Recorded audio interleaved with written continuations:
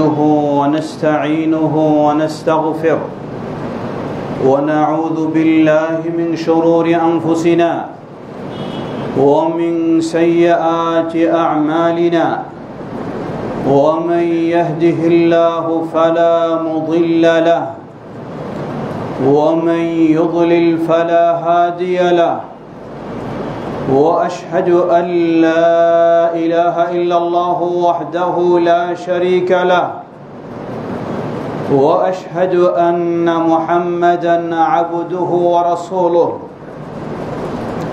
يا أيها الذين آمنوا اتقوا الله حق تقاته ولا تموتن إلا وأنتم مسلمون أما بعد فإن خير الحديث كتاب الله وخير الهدي هدي محمد صلى الله عليه وسلم وشر الأمور محدثاتها وكل محدثة بدعة وكل بدعة ضلالة وكل ضلالة في النار فأعوذ بالله من الشيطان الرجيم بسم الله الرحمن الرحيم فليحذر الذين يخالفون عن أمره أن تصيبهم فتنة أو يصيبهم عذاب أليم আলহামদুলিল্লাহ, শুরুতে আবারও প্রশংসা জ্ঞাপন করছি সেই আল্লাহ সুবহানাহু ওয়া তাআলার, যার বিশেষ তৌফিকে আমরা তার দিনের পথে চলার সৌভাগ্য লাভ করেছি, যিনি আমাদেরকে তার দিনের পথে কবুল করেছেন, তার দিনের পথে চলার তৌফিক দিয়ে সম্মানিত করেছেন। সেই আল্লাহ সুবহানাহু ওয়া তাআলার প্রশংসা জ্ঞাপনার্থে বলি আলহামদুলিল্লাহ। অতঃপর অসংখ্য সালাত ও সালাম পেশ করছি সেই প্রিয় রাসূলের প্রতি, যিনি সর্বশেষ ও শ্রেষ্ঠ রাসূল, যিনি বা যার অনুসারী হয়ে আমরা সৌভাগ্যবান হয়েছি, আমাদের প্রিয় নবী মুহাম্মদ সাল্লাল্লাহু আলাইহি ওয়াসাল্লাম, তার আসহাবী কেরাম, আহলি বাইত, শেষ দিবস পর্যন্ত তার সকল একনিষ্ঠ অনুসারীদের উপর বর্ষিত হোক সালাত ও সালাম। সমবেত মুসল্লিবৃন্দ, আমরা সকলেই কম বেশি অবগত রয়েছি, হিজরি বর্ষ হিসাবে যে মাসটি আমরা অতিবাহিত করে চলছি সেটি হলো রবিউল আউয়াল। আজকে রবিউল আউয়ালের 12 তারিখ, আর আজকে 12 তারিখকে কেন্দ্র করে আগামীকালকে কিছু অনুষ্ঠান উদযাপন করা হবে। সমবেত মুসল্লিবৃন্দ, ভাবতে আশ্চর্য হতে হয়, মানুষকে করতে বলা হয়েছে কি আর মানুষ করছে কি। ইবলিস মানুষকে এভাবেই ধোঁকা দিয়ে ভুল পথে নিয়ে যায়, যা আল্লাহর নির্দেশ তার উল্টো দিকে নিয়ে যায়। এটি হলো ইবলিসের কৌশল। এজন্য প্রসিদ্ধ মুহাদ্দিস ইমাম সুফিয়ান আস-সাউরি রাহিমাহুল্লাহ তিনি বলেন, আল বিদআতু আহাব্বু ইলা ইবলিস মিনাল মাআসিয়াহ। একজন মানুষ মদ পান করছে, একজন মানুষ জানাবে বিচারে রয়েছে, একজন মানুষ এই ধরনের জঘন্য গুনায় লিপ্ত রয়েছে, এই কাজটা ইবলিসের কাছে যত প্রিয়, তার চেয়ে বেশি প্রিয় ও পছন্দনীয় হলো ঈদে মিলাদুন্নবীতে মানুষকে লিপ্ত করানো। এটা বেশি প্রিয়। কেন? কারণ একজন মানুষ যখন উপলব্ধি ফিরে আসবে তার, যে আমি কিভাবে জানাবে বিচারে লিপ্ত হলাম, আমাকে আল্লাহর কাছে তওবা করতে হবে। আমি কিভাবে নেশাগ্রস্ত হচ্ছি, আমাকে আল্লাহর কাছে তওবা করতে হবে। সে তওবা করার সুযোগও পেতে পারে। আর সত্যিকারী তওবা করলে আল্লাহ সুবহানাহু ওয়া তাআলা ক্ষমাও করে দেবেন ইনশাআল্লাহ।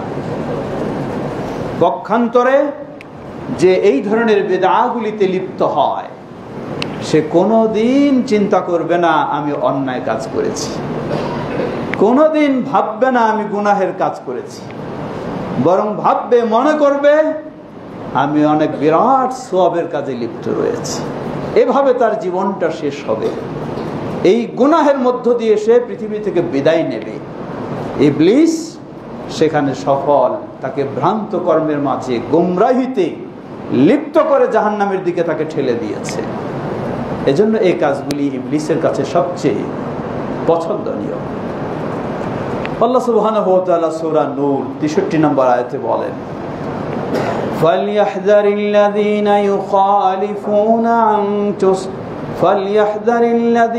يُخَالِفُونَ عَنْ أَمْرِهِ أَنْ تُصِيبَهُمْ فِتْنَةٌ أَوْ يُصِيبَهُمْ عَذَابٌ أَلِيمٌ। তাদের সতর্ক হওয়া উচিত, সাবধান হওয়া উচিত, হুঁশিয়ার হওয়া উচিত যারা নবী সাল্লাল্লাহু আলাইহি ওয়াসাল্লামের বিরোধিতায় লিপ্ত। আন তুসিবাহুম ফিতনা, হতে পারে দুনিয়ার জীবনেই তারা ফিতনার সম্মুখীন হবে, আও ইউসিবাহুম আযাবুন আলীম, অথবা আখিরাতে তারা যন্ত্রণাদায়ক আযাবের সম্মুখীন হবে। আল্লাহ সুবহানাহু ওয়া তাআলা এই শ্রেণীর চিত্রটা তুলে ধরেছেন সূরা কাহফে 103 নম্বর আয়াতে। আল্লাহ বলছেন, قُلْ هَلْ نُنَبِّئُكُمْ بِالْأَخْسَرِينَ أَعْمَالًا الَّذِينَ ضَلَّ سَعْيُهُمْ فِي الْحَيَاةِ الدُّنْيَا وَهُمْ يَحْسَبُونَ أَنَّهُمْ يُحْسِنُونَ صُنْعًا। আল্লাহ বলছেন, হে নবী বলো, হাল নুনাব্বিউকুম বিল আখসারিনা আমালা, আমি তোমাদেরকে কি জানিয়ে দেব, সংবাদ দেব যারা তাদের আমলে সবচেয়ে বেশি ক্ষতিগ্রস্ত হবে। অর্থাৎ আমলও করবে কিন্তু আবার সবচেয়ে বেশি ক্ষতিগ্রস্ত হবে। ওয়াদাল্লা সাইয়ুহুম ফিল হায়াতিদ দুনিয়া, তারা যতই চাকচিক্যময় কাজকর্মগুলি করুক না কেন, দুনিয়ায় এগুলি শেষ, আখিরাতের কোনো অস্তিত্ব খুঁজে পাওয়া যাবে না। আল্লাযীনা ইয়াহসাবুনা আন্নাহুম ইউহসিনুনা সুনআ, তারা সব সময় ধারণা করে আমরা অনেক ভালো কাজ করছি, আমরা অনেক সওয়াবের কাজ করছি। আসলেই তারা চরম বিভ্রান্তিতে রয়েছে, গুমরাহিতে রয়েছে এবং চরম ক্ষতিগ্রস্ততার মাঝে রয়েছে। সমবেত মুসল্লিবৃন্দ, আবারও প্রশংসা জ্ঞাপন করছি সেই আল্লাহ সুবহানাহু ওয়া তাআলার, যা আমাদেরকে এই কথাগুলি বোঝার তৌফিক দান করেছেন। আলহামদুলিল্লাহ। সত্যি আল্লাহ সুবহানাহু ওয়া তাআলা যদি আমাদেরকে হেদায়েত না দিতেন, তাহলে আমরাও সেই গুমরাহির সমুদ্রে হাবুডুবু খেতাম। কিন্তু আল্লাহ রাব্বুল আলামিন আমাদেরকে বিশেষ নিয়ামত দিয়েছেন, আল্লাহ আমাদেরকে অনুগ্রহ করেছেন, যার ফলে আমরা বুঝতে পেরেছি এবং সেই ভয়াবহ গুমরাহি থেকে নিজেকে নিরাপদে রাখার সুযোগ লাভ করেছি। আলহামদুলিল্লাহ। এর মূল বিষয় মূলত আহলুল হাদিস হওয়ার সৌভাগ্য লাভ করায়। যদি আজকে আহলুল হাদিস না হতাম, তাহলে আজকে আমরাও হয়তো কেউ মাজারে পড়ে থাকতাম, আমরাও কেউ এই সমস্ত বেদাতের সমুদ্রে হাবুডুবু খেতাম।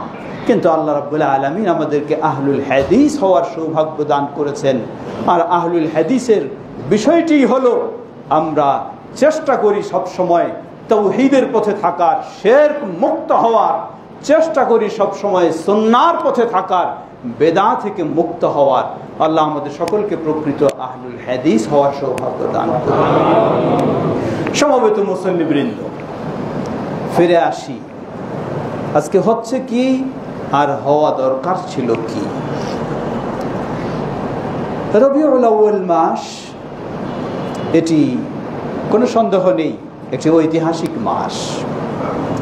এই মাসেই নবী মুহাম্মদ সাল্লাল্লাহু আলাইহি ওয়াসাল্লামের আগমন এ মাসেই নবী মুহাম্মদ সাল্লাল্লাহু আলাইহি ওয়াসাল্লামের বিদায়, বরং আগমনের দিন তারিখের চেয়ে নিশ্চিত হলো 12ই রবিউল আউয়ালে নবী সাল্লাল্লাহু আলাইহি ওয়াসাল্লাম পৃথিবী থেকে বিদায় নিয়ে গেছেন।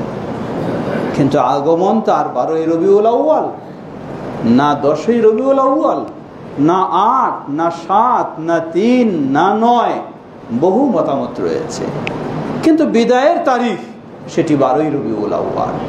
তাই আজকে প্রশ্ন রাখতে হয়, যারা 12ই রবিউল আউয়ালে ঈদ উদযাপন করছেন, আপনারা কি বিদায় উপলক্ষে ঈদ উদযাপন করছেন না আগমন উপলক্ষে উদযাপন করছেন?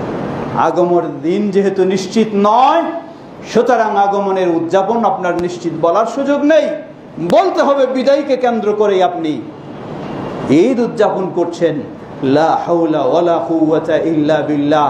কতই না হতভাগা যারা আজকে বিদায়কে কেন্দ্র করে ঈদ উদযাপন করতে চায়।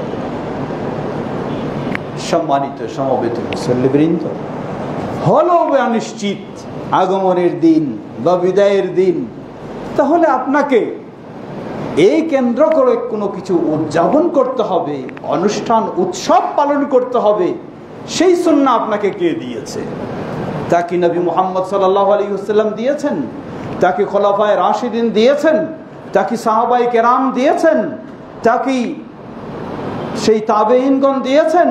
তা কি প্রসিদ্ধ ইমাম আবু হানিফা রাহিমাহুল্লাহ দিয়েছেন? ইমাম মালিক, ইমাম শাফিঈ, ইমাম আহমদ বিন হাম্বল রাহিমাহুমুল্লাহ দিয়েছেন? জবাব না, কেউ দেননি। কে দিয়েছে তাহলে? দিয়েছে হিজরি 4th শতাব্দীর শেষের দিকে মিশরের ফাতেমি বংশের সেই শিয়া যারা, সেই শিয়ারাই সর্বপ্রথম এই ঈদে মিলাদুন্নবী উদযাপন করে। তারা এটাকে নিয়েছে খ্রিস্টানদের থেকে, খ্রিস্টানেরা নিয়েছে সেটা গ্রিক সভ্যতার মানুষদের কাছ থেকে। সুতরাং আজকে একটু ভাবে দেখুন, একটু চিন্তা করুন, আজকে কোন কাজে আপনি ব্যস্ত? ইবলিস মানুষকে এভাবেই ভ্রান্ত পথের দিকে নেওয়ার চেষ্টা করে। কত বড় গলায় কথা শুনবেন, কত দলিল পেশ করে, কত হাদিস পেশ করে, কত ঘটনা পেশ করে। পর্যালোচনা করে দেখুন, সবগুলি হয় অপব্যাখ্যা, নয় ডাহা মিথ্যা। কেমনে অপব্যাখ্যা? যেমন দেখুন, আপনি সহিহ হাদিস গুরুত্ব দেন, আপনাকে বলবে সহিহ হাদিসেই তো রয়েছে নবী সাল্লাল্লাহু আলাইহি সাল্লামের জন্মদিবস পালন করতে হবে। বলেন কেমনে? সহিহ মুসলিমের হাদিস, আল্লাহ রাসূল সাল্লাল্লাহু আলাইহি সাল্লামকে জিজ্ঞাসা করা হলো, আপনি কেন সোমবার সিয়াম পালন করেন? তিনি বললেন, উলিদতু ফীহি ওয়া বুইসা আলাইয়া। সোমবার আমি জন্ম লাভ করেছি, সোমবার আমাকে নবুয়ত দেওয়া হয়েছে, তাই সোমবারে আমি সিয়াম পালন করি। জবাব দিচ্ছে যে দেখুন দলিল, সহিহ মুসলিমের হাদিস, স্বয়ং নবী সাল্লাল্লাহু আলাইহি সাল্লাম তিনি সোমবার জন্ম লাভ করেছেন, তাই তিনি সিয়াম পালন করছেন, মানে তিনি নিজেই তার জন্মদিবস পালন করছেন। লা হাওলা ওয়ালা কুওয়াতা ইল্লা বিল্লাহ। হাদিস সত্যি, হাদিস সহিহ, কিন্তু কি অপব্যাখ্যা করে লক্ষ্য করুন। প্রথম, হাদিসে বলা হয় নাই 12ই রবিউল আউয়ালে আমি জন্ম লাভ করেছি, তাই 12ই রবিউল আউয়ালে সিয়াম পালন করি। বলা হয়েছে সোমবার। তাহলে আগামীকালকে আপনি 12ই রবিউল আউয়াল উপলক্ষে পালন করবেন, আগামীকালকে কি আপনার সোমবার? কতই মিথ্যার আশ্রয়। দ্বিতীয়, নবী সাল্লাল্লাহু আলাইহি ওয়াসাল্লাম বুঝলাম তার এই জন্মদিবস হিসাবে তিনি সিয়াম পালন করেছেন, কিন্তু তিনি তো সিয়াম পালন করেছেন, তিনি তো রাজপথে মিছিল করেননি, তিনি তো মিলাদ মাহফিল করেননি, তিনি তো কোনো অনুষ্ঠান করেননি, তিনি তো কোনো আয়োজন করেননি। যদি সত্যিই আপনি সেটাই অনুসরণ করতেন, তাহলে আপনার কর্তব্য ছিল সব কিছু বর্জন করে নীরবে আপনি সিয়াম পালন করবেন। আর সেই দিনটিও হতে হবে শনিবার নয়, শুক্রবারও নয়, সেই দিনটি হতে হবে সোমবার। অপরপক্ষে নবী সাল্লাল্লাহু আলাইহি ওয়াসাল্লাম প্রতি সোমবার সিয়াম পালন করতেন। এর মানে বছরে প্রায় 52 বার সেই সোমবার এসে থাকে, তাহলে তিনি 52 দিন সিয়াম পালন করেছেন। আপনি তো 52 দিন নবী সাল্লাল্লাহু আলাইহি ওয়াসাল্লামের জন্ম দিবস হিসাবে বছরে কখনোই উদযাপন করেননি, কখনোই আপনি কোনো বিষয় পালন করেননি। তাহলে এটি একটি ইবলিসি চক্রান্ত ছাড়া আর কিছুই নয়। চতুর্থ, নবী সাল্লাল্লাহু আলাইহি ওয়াসাল্লাম শুধু তার জন্মদিবস হিসাবেই সোমবারে সিয়াম পালন করেননি, বরং অন্য তিরমিজির হাদিসে এসেছে তিনি বলেন যে আল্লাহ সুবহানাহু ওয়া তাআলার কাছে প্রতি সপ্তাহে সোমবার এবং বৃহস্পতিবার বিশেষভাবে আল্লাহ রাব্বুল আলামিনের কাছে মানুষের আমলগুলি উপস্থাপন করা হয়। আর আমার কাছে পছন্দনীয় হলো ওয়া আনা সায়েম, যেদিন আমার আমলগুলি আল্লাহর কাছে উপস্থাপন করা হয় আমি যেন সেই সময় রোজা অবস্থায় থাকি, তাই আমি সিয়াম পালন করি। সুতরাং এটি শুধু জন্মদিবস হিসাবে নয়, আরো কারণ রয়েছে। সম্মানিত সমবেত মুসল্লিবৃন্দ, সত্যি যদি আজকে রাসূলুল্লাহ সাল্লাল্লাহু আলাইহি ওয়াসাল্লামের প্রতি প্রকৃত তাদের ভালোবাসা থাকতো, তাহলে যেগুলি রাসূলুল্লাহ সাল্লাল্লাহু আলাইহি ওয়াসাল্লাম নিষেধ করেছেন, খ্রিস্টানদের থেকে এসেছে, অমুসলিমদের থেকে এসেছে, ইবলিসকে খুশি করার এই কাজগুলি তারা কখনো করতেন না। এগুলি অবশ্যই তারা বর্জন করতেন। একজন মুসলিমের কর্তব্য হলো সত্যি যিনি রাসূলুল্লাহ সাল্লাল্লাহু আলাইহি ওয়াসাল্লামকে ভালোবাসবেন, রাসূলুল্লাহ সাল্লাল্লাহু আলাইহি ওয়াসাল্লামের প্রকৃত অনুসরণ করা। লক্ষ্য করুন, যারা জীবনের সর্বোচ্চ গুরুত্ব দিয়ে ভালোবাসতেন নবী সাল্লাল্লাহু আলাইহি ওয়াসাল্লামকে, তারা কি এই ধরনের আনুষ্ঠানিকতা দিয়েই শুধু ভালোবাসা প্রকাশ করতেন? জবাব না, কখনো তারা এই ধরনের আনুষ্ঠানিকতা দিয়ে রাসূলুল্লাহ সাল্লাল্লাহু আলাইহি ওয়াসাল্লামের ভালোবাসা প্রকাশ করতেন না। তারা রাসূলুল্লাহ সাল্লাল্লাহু আলাইহি ওয়াসাল্লামের ভালোবাসা প্রকাশ করতেন তাদের জীবনের বাস্তব রাসূলুল্লাহ সাল্লাল্লাহু আলাইহি ওয়াসাল্লামের অনুসরণের মাধ্যমে। লক্ষ্য করুন, সাহাবায়ে কেরামদের অসংখ্য দৃষ্টান্ত রয়েছে। আমিরুল মুমিনিন ওমর ইবনুল খাত্তাব রাদিয়াল্লাহু আনহু আজকে তারা দোহাই দিচ্ছে, আমরা এসব করছি কেন? যে আমরা রাসূলুল্লাহ সাল্লাল্লাহু আলাইহি ওয়াসাল্লামকে ভালোবাসি, তাই এগুলি করছি। যদি সত্যিই ভালোবাসতো তারা, তাহলে রাসূলুল্লাহ সাল্লাল্লাহু আলাইহি ওয়াসাল্লামের নামে মিথ্যা এই সমস্ত রটিয়ে কখনো এই মিথ্যা কাজে জড়িয়ে যেত না। বরং লক্ষ্য করুন ওমর রাদিয়াল্লাহু আনহুর বিষয় কেমন ছিল। ওমর রাদিয়াল্লাহু আনহু, তার কাছে তিনি যখন খলিফা, ঘরে বসে আছেন, হঠাৎ একজন সাহাবী আসলেন, আবু মুসা আল আশআরী রাদিয়াল্লাহু আনহু। এসে তিনি 3 বার সালাম দিলেন, কোনো জবাব পেলেন না। তিনি বের হয়ে তিনি চলে গেলেন, ঘরে আর প্রবেশ করলেন না। ওমর রাদিয়াল্লাহু আনহু বুঝলেন সে চলে গেল, বের হলেন, বের হয়ে ডাকলেন, হে আবু মুসা, কেন তুমি চলে যাচ্ছ? তিনি বললেন, আমি শুনেছি রাসূলুল্লাহ সাল্লাল্লাহু আলাইহি ওয়াসাল্লাম বলেছেন, তোমরা যদি কেউ কারো কাছে অনুমতি চাও ঘরে প্রবেশের জন্য, তাহলে 1 বার 2 বার 3 বার পর্যন্ত সালাম দাও।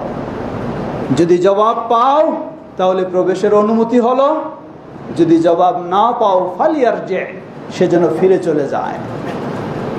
তাই আমি 3 বার সালাম দিয়ে আপনার কোনো জবাব না পেয়ে আমি ফিরে চলে যাচ্ছি। ওমর রাদিয়াল্লাহু আনহু রেগে গেলেন, তুমি বলছো আল্লাহর রাসূল সাল্লাল্লাহু আলাইহি ওয়াসাল্লাম বলেছেন? বললেন, হ্যাঁ বলছি। বললেন, তুমি আমার কাছে প্রমাণ সাক্ষী উপস্থিত করো, না হলে তোমার পিঠে আমি বেত্রাঘাত করব।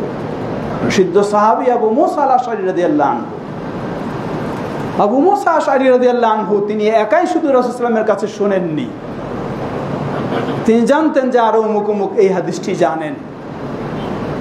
তিনি বললেন, ঠিক আছে, আমাকে সুযোগ দিন, আমি সাক্ষী উপস্থিত করছি। বের হয়ে গেলেন, গিয়ে দেখলেন কয়েকজন সাহাবী তারা বসে আছেন। তাদেরকে বললেন, আমি এই কথা আল্লাহ রাসূল সাল্লাল্লাহু আলাইহি ওয়াসাল্লামের কাছে শুনেছি, আপনারা কেউ জানেন এটা শুনেছেন? সেখানে অনেকজন ছিলেন, তারা বললেন, হ্যাঁ আমরা শুনেছি। আবু সাঈদ খুদরী রাদিয়াল্লাহু আনহু এবং আরো কেউ বললেন, ঠিক আছে, আমাকে সাক্ষী হিসাবে আপনারা আমার সাথে চলুন। ওমর রাদিয়াল্লাহু আনহুর কাছে সাক্ষ্য প্রমাণ করলেন। ওমর রাদিয়াল্লাহু আনহু বললেন, হে আবু মুসা, জেনে রাখো আমি তোমাকে কখনো মিথ্যা বলছি না। আমি শুধু এতটুকু নিশ্চিত হতে চাই যে সত্যিই রাসূলুল্লাহ সাল্লাল্লাহু আলাইহি সাল্লাম বলেছেন কিনা। যখন জানলাম, বুঝলাম তুমি সাক্ষী সহ উপস্থিত হয়েছ, আমার আর কোনো সেখানে সন্দেহ নেই, আমি এটি মেনে নিলাম। সুবহানাল্লাহ। এনে কয়েকটি দিক। প্রথম দিক, ওমর রাদিয়াল্লাহু আনহুর মতো ব্যক্তি, তারও কিছু অজানা থাকতে পারে, অসম্ভব নয়, এই হাদিসটি তখনও তার জানা ছিল না। দ্বিতীয় দিক, ওমর রাদিয়াল্লাহু আনহু কেউ রাসূল সাল্লাল্লাহু আলাইহি ওয়াসাল্লামের নাম দিয়ে কিছু বলবে, নিশ্চিত না হয়ে সেটাকে কখনো গ্রহণ করতেন না। এটা হলো সেই যুগের কথা, সাহাবীদের কাছে হলেও, আর আজকে তো কোন পর্যায়ে এসেছি। তৃতীয় দিক, রাসূল সাল্লাল্লাহু আলাইহি ওয়াসাল্লামের নামে কেউ কোনো মিথ্যা বলুক, ওমর রাদিয়াল্লাহু আনহু যখন সত্যি ভালোবাসেন, কখনো রাসূল সাল্লামের নামে কেউ মিথ্যা বলবে এটিকে কখনো তিনি মেনে নিতে পারেন না। যার ফলে তিনি তাকে শাসালেন যে যদি সাক্ষী উপস্থিত না করতে পারো, তোমার পিঠে আমি বেত্রাঘাত করব। সমবেত মুসল্লিবৃন্দ, সেই ওমর রাদিয়াল্লাহু আনহু কিভাবে রাসূল সাল্লাল্লাহু আলাইহি ওয়াসাল্লামকে ভালোবাসতেন, কিভাবে রাসূল সাল্লামের ভালোবাসা প্রকাশ করতেন, লক্ষ্য করুন। এর অনেকগুলি দৃষ্টান্ত। ছোট্ট একটি দৃষ্টান্ত, বাইতুল্লাহ কাবায় যারা হজ করতে যাবেন বা উমরা করতে যাবেন, প্রথমেই নিয়ম হলো,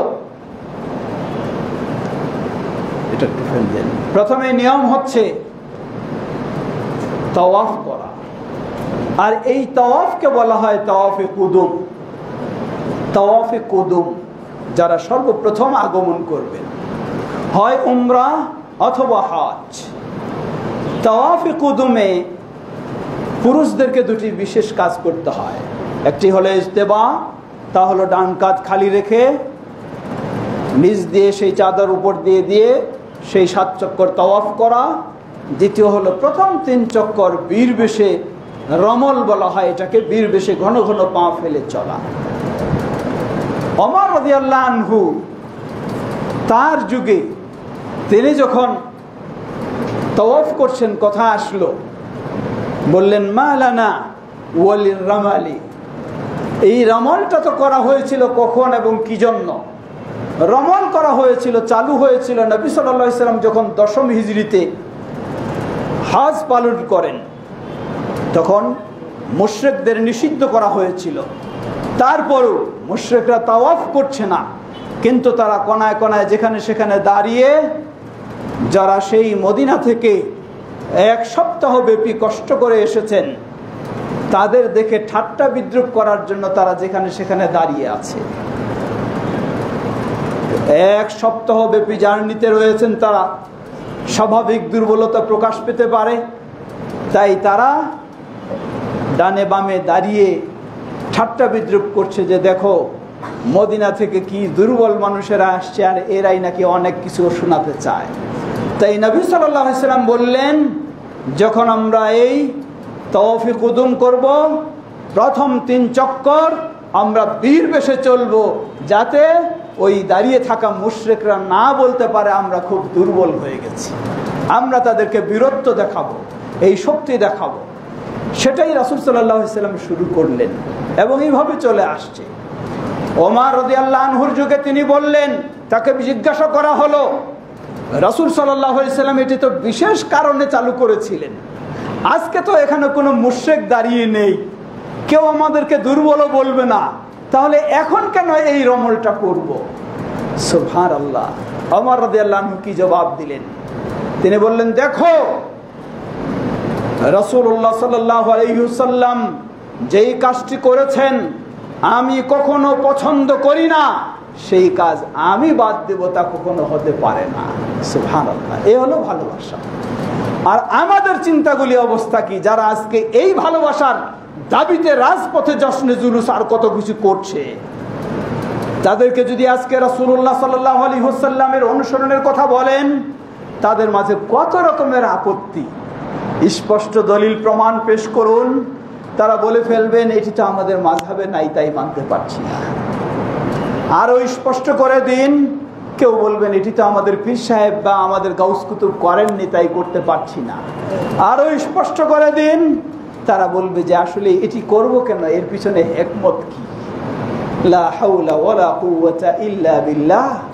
বিভিন্ন অজুহাত দিয়ে রাসূলুল্লাহ সাল্লাল্লাহু আলাইহি ওয়াসাল্লামের সুন্নাহকে বর্জন করার জন্য যারা সব সময় প্রস্তুত রয়েছে, এটাই যাদের চিন্তা, তারা আজকে রাসূলুল্লাহ সাল্লাল্লাহু আলাইহি ওয়াসাল্লামের ভালোবাসার দোহাই দিয়ে এই সব ইবলিসি কর্মকাণ্ডে জড়িয়ে আছে।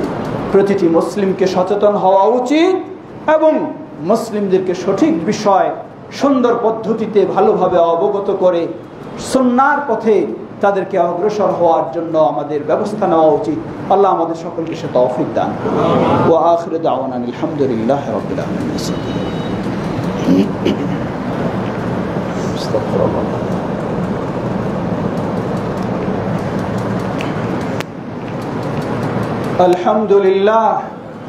আলহামদুলিল্লাহ রাব্বিল আলামিন। والصلاة والسلام على عبد الله ورسوله نبينا محمد وعلى آله وصحبه أجمعين أما بعد। সমবেত মুসল্লিবৃন্দ, লক্ষ্য করুন সাহাবায়ে কেরামদের কি ধরনের ভালোবাসা ছিল, সেই ভালোবাসাটাকে তারা কিভাবে প্রকাশ করেছেন এবং সেই ভালোবাসাকে আল্লাহ সুবহানাহু ওয়া তাআলা কিভাবে মূল্যায়ন করেছেন। সূরা নিসা 59 নম্বর আয়াত, যেটি বিভিন্ন সনদে এসেছে, সব সনদ মিলেই সেটি গ্রহণযোগ্য। একজন প্রসিদ্ধ আনসারী সাহাবী নবী সাল্লাল্লাহু আলাইহি ওয়াসাল্লামের কাছে উপস্থিত হলেন। উপস্থিত হয়ে বললেন, হে আল্লাহ রাসূল সাল্লাল্লাহু আলাইহি ওয়াসাল্লাম, ইন্নাকা আহাব্বু মিন্নি মিন নাফসি ওয়া মিন আহলি ওয়া মিন মালি ওয়া মিন কুল্লি শাই। বললেন, হে আল্লাহ রাসূল সাল্লাল্লাহু আলাইহি ওয়াসাল্লাম, তোমরা ছেলেরা তোমরা এভাবে আসছো, এটা ঠিক নয় তোমাদের। আল্লাহ রাসূল সাল্লাম কঠিনভাবে নিষেধ করেছেন। কেউ যখন আসবে জুমার দিন, যেই জায়গায় এসে জায়গা পাবে সেখানে 2 রাকাত পড়ে সালাত পড়ে বসে যাবে। সামনে কখনো একজন আরেকজনকে ফেরে কারো কাঁধের উপর দিয়ে ডিঙ্গে যাবে না। যদি যায় তাহলে তার জুমা বাতিল, তার জুমা বাতিল। তোমরা হয়তো জানো না, জেনে নাও, বা এটি সকলের জানা উচিত, খেয়াল করা উচিত। মসজিদের আপনি দায়িত্বশীল হন বা আরো অনেক বড় ব্যক্তিও হন, তবু আপনার অনুমতি নাই। অনুমতি শুধু রয়েছে খতিব সাহেবের। তিনি আসবেন পরে, সময় হলে সরাসরি তিনি মেম্বারে দাঁড়াবেন। এছাড়া কারো অনুমতি নেই আসার ভিতরে। যে যেখানে জায়গা পাবে সেখানে দাঁড়িয়ে সালাত আদায় করে 2 রাকাত আদায় করে সেখানে বসে যাবে। এটি রাসূল সাল্লাল্লাহু আলাইহি ওয়াসাল্লামের সুন্নাহ। কেউ যদি জুমার মর্যাদা পেতে চায় তাহলে সেভাবেই করতে হবে, না হলে জুমার মর্যাদা বাতিল। আল্লাহ আমাদের জানার এবং মানার তৌফিক দান করুন। সম্মানিত মুসল্লিবৃন্দ, কারণ এটাও যেহেতু সুন্নাহর আলোচনা হচ্ছে, এটাও সুন্নাহ। রাসূল সাল্লাল্লাহু আলাইহি ওয়াসাল্লাম কঠিনভাবে নিষেধ করেছেন। আপনি প্রথম কাতারে সওয়াব পাওয়ার জন্য আসতেছেন, কিন্তু এমন কাজটা করে আসলেন আপনার জুমাই বাতিল, তাহলে লাভটা কোথায়? খেয়াল করবেন। প্রথম কাতারে আপনি আসতে চাচ্ছেন সওয়াব বেশি পাওয়ার জন্য, কিন্তু এমন ভাবে আসলেন আপনার জুমাই বাতিল। কাতারের সওয়াব তো দূরের কথা, জুমাই বাতিল আপনার। অতএব সব বুঝতে হবে, জানতে হবে এবং সেভাবে আমাদেরকে সুন্নাহ অনুযায়ী চলার চেষ্টা করতে হবে। সমবেত মুসল্লিবৃন্দ, সাহাবী আনসারী সাহাবী, কোন বর্ণনায় এসেছে তার নাম সাওবান। তিনি রাসূল সাল্লামকে এসে বললেন, হে আল্লাহ রাসূল সাল্লাল্লাহু আলাইহি ওয়াসাল্লাম, আপনি আমার জীবনের চেয়ে, আমার পরিবারের চেয়ে, আমার সম্পদের চেয়ে, এমনকি সব কিছুর চেয়ে আপনি আমার কাছে অধিক প্রিয়। এ বলে সাহাবী কাঁদতে শুরু করলেন। আল্লাহ রাসূল সাল্লাম জিজ্ঞাসা করলেন, মা আবকাকা ইয়া আনসারী, হে আনসারী, তোমাকে কি কাঁদাচ্ছে? কেন তুমি কাঁদছো? তিনি বললেন, হে আল্লাহ রাসূল সাল্লাল্লাহু আলাইহি ওয়াসাল্লাম, আমি যখনই আপনার কথা স্মরণ হয়, আমি আপনার কাছে ছুটে এসে আপনাকে দেখে আমি আত্মতৃপ্তি লাভ করি, নিজেকে শান্ত করি। যদি আপনাকে দেখতে না পাই, কাআন্নী আমুত, মনে হয় যেন আমি মরে যাব আর বাঁচবো না, এই আমার অবস্থা হয়। তাই আমি ছুটে এসে আপনাকে দেখা করি। আমার মনে হলো, স্মরণ হলো আপনি ওই দুনিয়া থেকে বিদায় নিয়ে চলে যাবেন, আমিও বিদায় নিয়ে চলে যাব, কিন্তু আপনি হলেন একজন নবী রাসূল। আপনি মারা গেলে আপনার স্থান হবে জান্নাতে, নবী রাসূলদের সাথে শ্রেষ্ঠ জান্নাতে। আর আমি যদি জান্নাতও পাই, আমার জান্নাত তো হবে সাধারণ জান্নাত, সেই শ্রেষ্ঠ জান্নাত তো হবে না। সুতরাং আজকে যখন আপনাকে না দেখলে আমি থাকতে পারি না, তাহলে আপনি যখন এক জান্নাতে চলে যাবেন, আমি আরেক জান্নাতে যাব, যদি পেয়েও থাকি জান্নাত, কিন্তু সেখান থেকে ইচ্ছা মতো বের হয়ে আপনাকে দেখা করব, এই সুযোগ তো হবে না। কিভাবে আমি ধৈর্য ধারণ করব? সেই কথা স্মরণ হয়ে আমি আজকে কাঁদছি।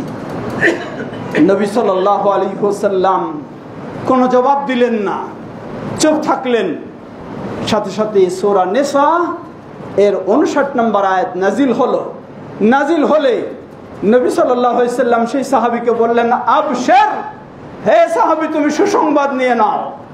তোমার সেই ভালোবাসা, তোমার সেই আন্তরিকতার জন্য আল্লাহ সুবহানাহু ওয়া তাআলা শুধু তোমার জন্য না, গোটা উম্মার জন্য আল্লাহ জবাব দিয়েছেন। আল্লাহ বলেন, ওয়া মান ইউতিইল্লাহ ওয়ার রাসূল ফাউলাইকা মা'আল্লাযীনা আন'আমা আল্লাহু আলাইহিম মিনান নাবিয়্যিনা ওয়াস-সিদ্দীকিনা ওয়াশ-শুহাদা'i ওয়াস-সালিহিন ওয়া হাসুনা উলাইকা রাফীকা। জেনে রাখো, যে আল্লাহর আনুগত্য করবে, তাওহীদের উপরে থাকবে, শিরক মুক্ত হবে, ওয়ার রাসূল এবং রাসূলের সুন্নাহর উপরে অবিচল থাকবে, বেদআ মুক্ত হবে, ওই ব্যক্তির কিয়ামতের সেই আখিরাতে তার স্থান হবে নবী, রাসূল, সিদ্দিক, শহীদগণ যেই জান্নাতে স্থান লাভ করবে, তার স্থান হবে তাদের সাথে স্থান। সুবহানাল্লাহ, আল্লাহু আকবার। কি বিশাল সুসংবাদ! ভালোবাসা শুধু অন্তর দিয়ে নয়, ভালোবাসা শুধু কথা দিয়ে নয়, ভালোবাসা হতে হবে রাসূলুল্লাহ সাল্লাল্লাহু আলাইহি ওয়াসাল্লামের সুন্নাহ অনুসরণের মাধ্যমে। ভালোবাসা হবে রাসূল সাল্লাল্লাহু আলাইহি ওয়াসাল্লামকে জীবনের আদর্শ হিসাবে গ্রহণ করার মাধ্যমে, রাসূল সাল্লাল্লাহু আলাইহি ওয়াসাল্লামকে জীবনের সর্বক্ষেত্রে মডেল হিসাবে গ্রহণ করার মাধ্যমে। এটাই হলো রাসূল সাল্লাল্লাহু আলাইহি ওয়াসাল্লামের প্রকৃত ভালোবাসা। আর আজকে আপনি ভালোবাসা দাবি করে রাজপথ কাঁপিয়ে দিচ্ছেন, অথচ আপনাকে যদি বলা হয় তুমি এভাবে সালাত আদায় করো, এভাবে সিয়াম পালন করো, এভাবে যাকাত আদায় করো, কারণ রাসূলুল্লাহ সাল্লাল্লাহু আলাইহি ওয়াসাল্লাম এইভাবেই করেছেন, আপনি জবাব দিয়ে দেন, এটা আমার মাযহাবে নাই, এটা আমার তরিকায় নাই, অথবা এটা আমার বাপদাদা করেনি, অথবা এটা আমার সমাজে নাই, এই বলে আপনি এড়িয়ে যেতে চান আর দাবি করেন আপনি ভালোবাসার। কোনো সন্দেহ নেই, আপনি মিথ্যাবাদী ছাড়া কিছুই নয়। প্রিয় মুসলিম ভাই ও বোনেরা, সুতরাং সত্যিকারী ভালোবাসা এটি কাম্য। সত্যিকারী রাসূলকে না ভালোবাসলে কেউ ঈমানদার হতে পারে না। রাসূল সাল্লাল্লাহু আলাইহি ওয়াসাল্লাম বললেন, জেনে রাখো, লা ইউমিনু আহাদুকুম হাত্তা আকুনা আহাব্বা ইলাইহি মিন ওয়ালিদিহি ওয়া ওয়ালাদিহি ওয়ান নাসি আজমাইন, মুত্তাফাকুন আলাইহি। তোমাদের মাঝে কেউ কখনো পরিপূর্ণ ঈমানদার হতে পারে না যতক্ষণ না আমি তার শ্রদ্ধাভাজন পিতামাতার চেয়ে, তার কলিজার টুকরা স্নেহের সন্তান তার চেয়ে, পৃথিবীর সমগ্র মানুষের চেয়ে আমি যতক্ষণ না তার কাছে অধিক প্রিয় হতে পারবো, ততক্ষণ সে ঈমানদার হতে পারে না। লক্ষ্য করুন, ওই উমর রাদিয়াল্লাহু আনহু, যে উমর রাদিয়াল্লাহু আনহু, হাদিস সহিহুল বুখারী, তিনি রাসূল সাল্লাল্লাহু আলাইহি ওয়াসাল্লামের কাছে আসলেন, এসে বললেন, হে আল্লাহ রাসূল সাল্লাল্লাহু আলাইহি ওয়াসাল্লাম, আনতা আহাব্বু ইলাইয়া মিন ইল্লা মিন নাফসি মিন কুল্লি শাইইন ইল্লা মিন নাফসি। হে আল্লাহ রাসূল সাল্লাল্লাহু আলাইহি ওয়াসাল্লাম, আপনি আমার কাছে সব কিছুর চেয়ে প্রিয়, তবে আমার নিজের চেয়ে নয়, আমার জীবনের চেয়ে নয়। আল্লাহ রাসূল সাল্লাল্লাহু আলাইহি ওয়াসাল্লাম বললেন, ওয়াল্লাযী বিনাফসি ওয়াল্লাযী বিনাফসি বিয়াদিহি লা, বললেন, হে ওমর, সেই সত্তার কসম করে বলছি যার হাতে আমার প্রাণ, তুমি এখনো ঈমানদার হতে পারোনি।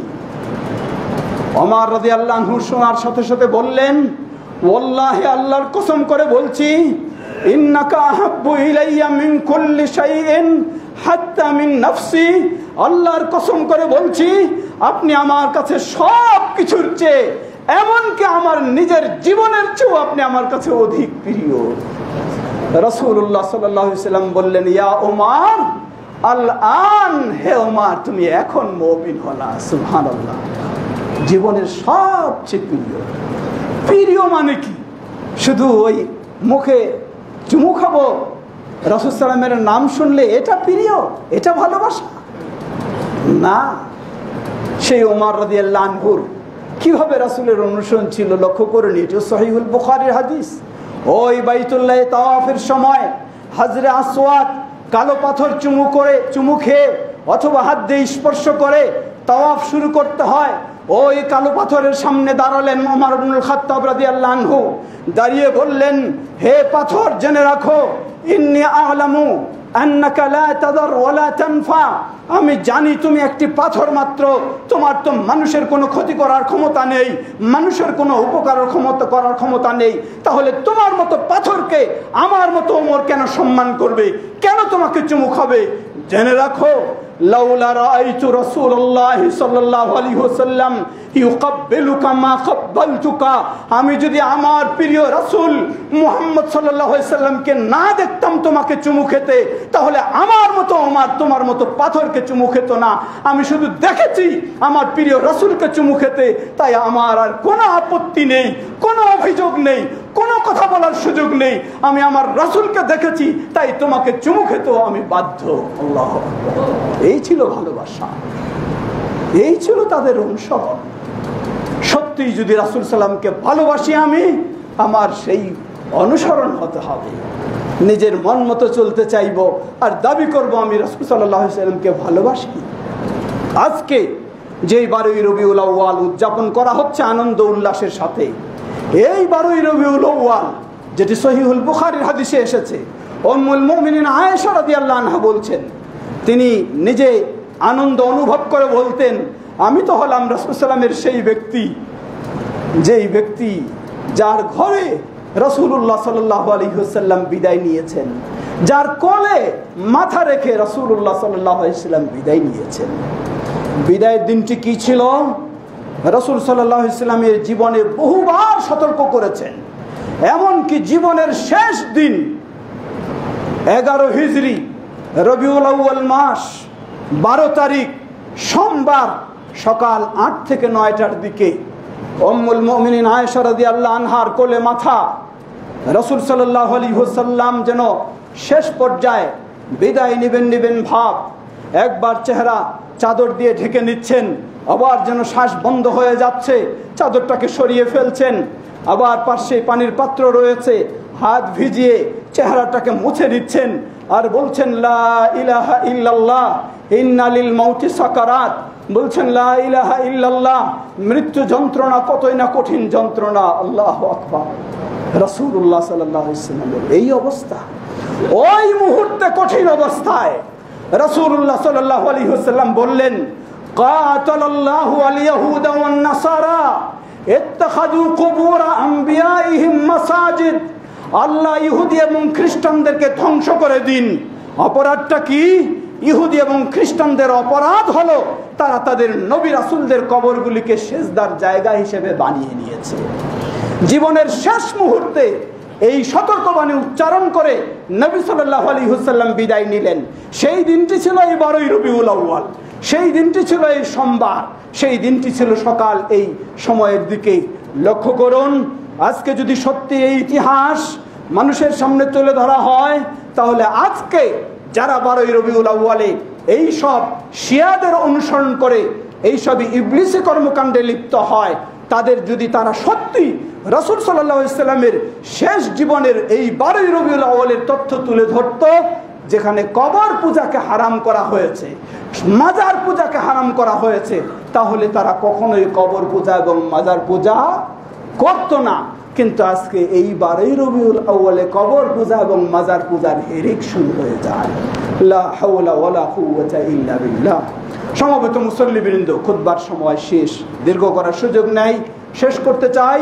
শেষে আসুন স্মরণ করে দিতে চাই, রাসূলুল্লাহ সাল্লাল্লাহু আলাইহি ওয়াসাল্লামের ভালোবাসা সকলকে থাকতেই হবে, তবে এর কিছু সীমারেখা রয়েছে। ভালোবাসতে গিয়ে আল্লাহর চেয়েও ভালোবাসা যাবে না, আল্লাহর সমানও নয়।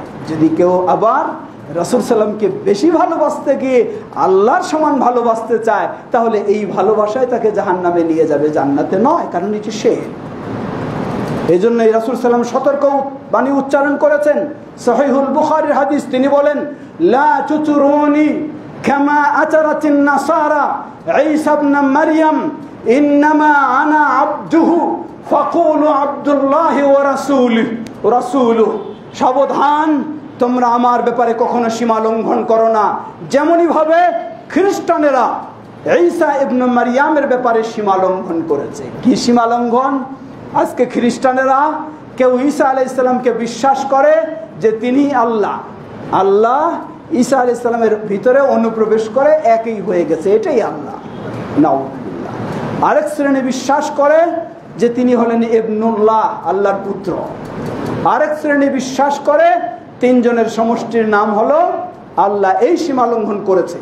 আজকে যারা 12ই রবিউল আউয়ালকে এইভাবে উদযাপন করে, লক্ষ্য করে দেখুন, যারা মিলাদ কিয়াম করে, যখন তারা মিলাদ করে কিয়াম করতে দাঁড়িয়ে যায়, স্বয়ং রাসূল সাল্লাল্লাহু আলাইহি ওয়াসাল্লামের কাছে আবেদন নিবেদন শুরু করে দেয়, আল্লাহর কাছে যে আবেদন করতে হয়। একেবারে সেই খ্রিস্টানদের বাড়াবাড়িতে চলে গেছে, যেটি 1400 বছর আগে রাসূল সাল্লাল্লাহু আলাইহি ওয়াসাল্লাম সতর্কবাণী উচ্চারণ করেছেন। তিনি বলেছেন, লা তাতুরুনি কামা আতারাতিন নাসারা, খ্রিস্টানেরা যেভাবে ইবনে মারইয়ামের বিষয়ে সীমা লঙ্ঘন করেছে তোমরা করো না। জেনে রাখো, ইন্নামা আনা আবদুহু, আমি তো কেবল তার বান্দা। তিনি খালেক, আমি মাখলুক।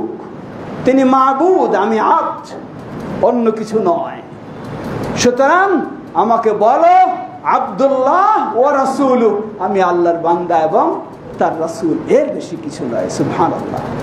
সেই সীমা অবশ্যই খেয়াল রাখতে হবে। অপর দিকে আরেক ইবলিসি চিন্তা, এটি যেমন সীমা লঙ্ঘনের এক ইবলিসি চিন্তা, আরেক ইবলিসি চিন্তা এসে গেছে। তাদের কথা হলো, কোরআন যেখানে রয়েছে সেখানে হাদিসের কি প্রয়োজন? কোরআন যেখানে রয়েছে হাদিসের আর কি দরকার? কোরআনেই তো সব কিছু রয়েছে, শুধু কোরআন দিয়ে আমরা ইসলাম মানবো, তারা হাদিসে সুন্নাহ মানতে আর রাজি নয়। এ হলো আরেক ইবলিসি চিন্তা, আরেক সীমা লঙ্ঘন।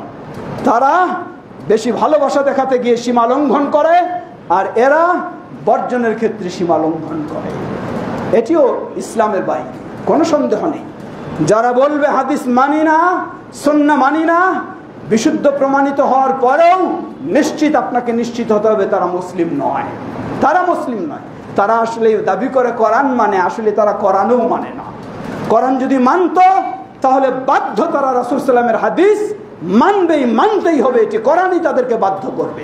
সুতরাং তারা কোরআনও মানে না, অতএব এরা মুসলিম নয়। দেখবেন তাদের সালাত নেই, তাদের সিয়াম নেই, তাদের যাকাত নেই, তাদের হজ নেই, কিছুই নেই তাদের। লা হাওলা ওয়ালা কুওয়াতা ইল্লা বিল্লাহ।